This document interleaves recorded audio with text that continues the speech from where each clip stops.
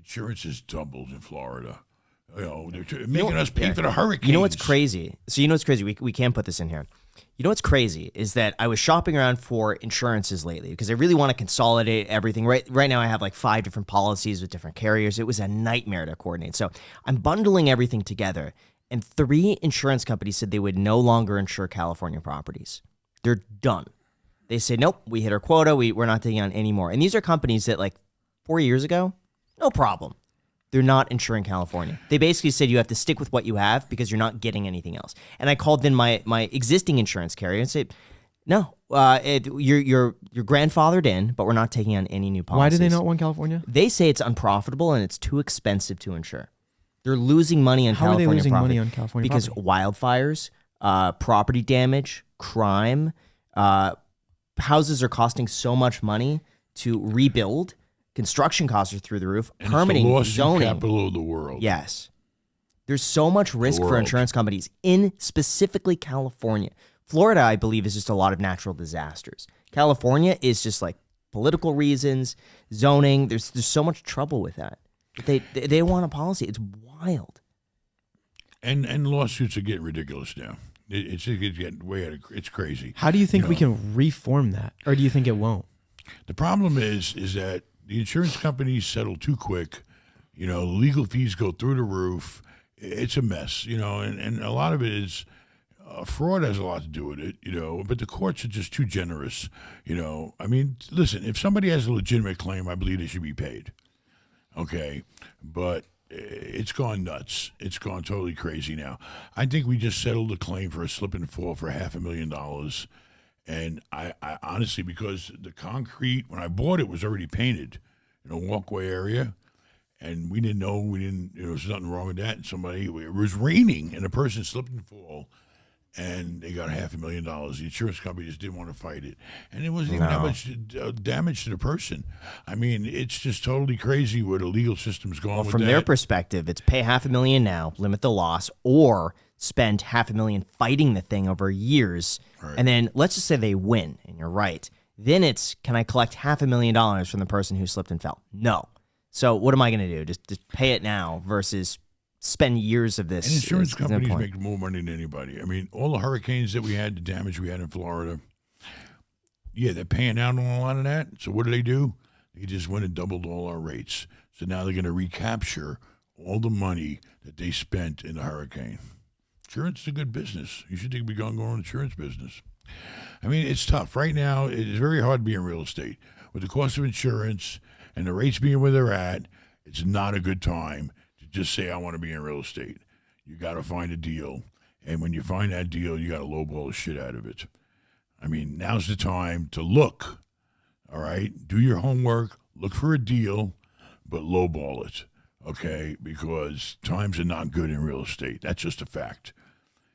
It's a fact. And rents are staying steady right now, but they're way expensive. Rents are way out of whack right now. But because nobody's buying homes, that creates a lot more renters and keeps a lot more renters in the market. So multifamily is staying strong, except if you're an adjustable rate. Yeah. But as far as your income goes, multifamily is very strong because people aren't buying houses. Listen, I have no crystal ball, like I said. I cannot understand why the home builders, that's when, the shit hit the fan. Keep watching the news. Keep watching the home builder stocks.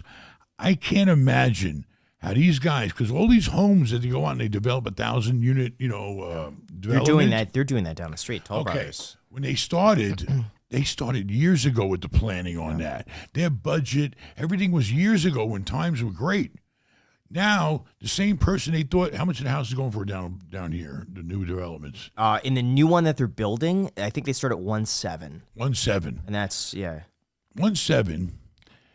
Now, if somebody goes out, let's say they do have the 20% down, because that's like a jumbo loan, right? Yeah. All right, so 1.7 is $340,000 down. These people still got to borrow about $1.4 million. When they first plan on selling these homes to people, when they got to carry a loan for $1.4 million, the rates were 3%. Okay, what's that, about $40,000 a year? Mm-hmm. Now it's double that. People don't qualify.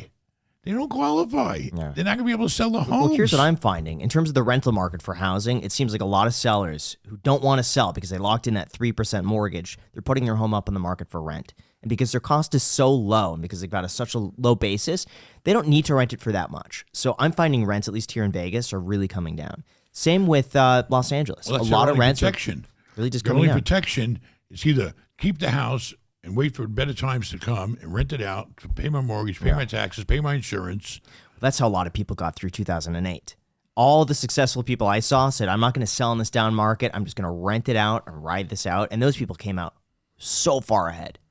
Right. They didn't have to sell. They didn't sell. Who's buying your properties now? Is it true that BlackRock is going through these big institutional investors are buying up all the houses? What's your experience? I believe it's the opposite. From what I'm seeing is all the big shots, like BlackRock that put up all those homes, they're now selling them. They're getting out because they don't cash flow. I mean, to my knowledge, all the big shots are selling right now. I just tied up 2 deals. Well, hopefully tomorrow I'll be on a conference call and I'll get the deal finalized. I just bought 2 apartment buildings from a very, very large company. And I believe I'm buying them really right. I'm buying them for probably, I believe, 30% less than what they would have received 6 months or a year ago. So How much are you paying for them?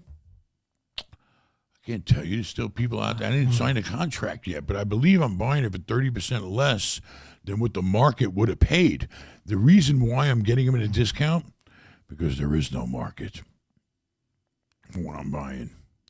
And I always had the advantage. I can compete with Wall Street. When I say Wall Street, I mean the REITs and the big shot Blackstones and BlackRocks and all these big shots. I can compete with them because of terms. I don't have anybody to answer to. I can come in with the strongest terms you ever seen. I could sign a contract and say, okay, give me 3 days for due diligence, where everybody else has boards to answer to and all these layers of approval they have to go through and all this. I got the money, okay? And I could tell my sons, listen, go out there and inspect that property. They'll walk every single apartment. They'll go through every income and expense item. And in 3 days, we can knock it out. And I can go hard with $1 million. That's the edge I have by being, no one to answer to and having my own company. So I'm starting to see the deals coming. Trust me. All the deals, there was all these beautiful complexes around my neighborhood in Tampa Bay area that were up for sale. All right. And they were all, they're like 180 a door, 200 a unit.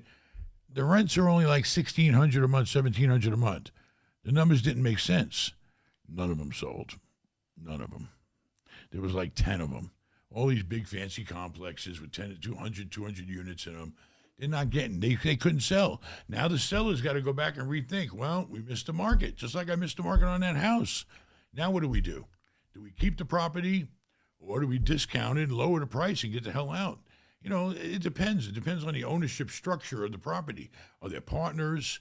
Is there debt coming due soon? Loans come due. Balloon payments come due. It all depends on what kind of loan you have. But now with the new insurances rates going through the roof, people are taking loss. They're bailing. And then, also the taxes are actually, what I'm finding, I'm learning more about taxes, property taxes is, like right now, the new tax bills came out, right? Mm-hmm. They're called trim notices.